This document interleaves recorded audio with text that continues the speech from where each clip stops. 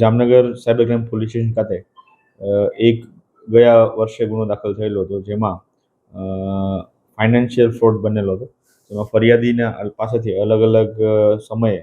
પોતે આરોપી દ્વારા પોતે ફાઇનાન્શિયલ ટ્રેડિંગ એડવાઇઝર હોય એ રીતની ઓળખ આપી, પોતાની ખોટી ઓળખ આપી અને એક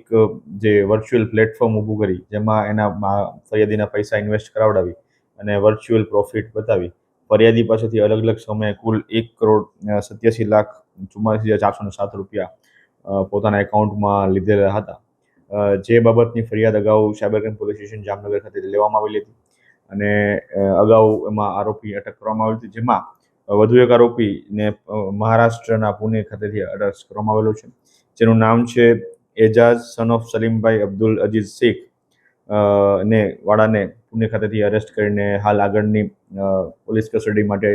રિમાન્ડ માટેની તજવીજ ચાલુ છે. આ આરોપીની મોડસ ઓપરેન્ડી એવી હતી કે જે વર્ચ્યુઅલ વેબસાઇટ બનાવવામાં આવી છે, એના દ્વારા પોતે ફાઇનાન્શિયલ એડવાઇઝર, ટ્રેડિંગ એડવાઇઝર તરીકેની ઓળખ આપવામાં આવે છે અને વોટ્સએપ ઉપર સંપર્ક કરી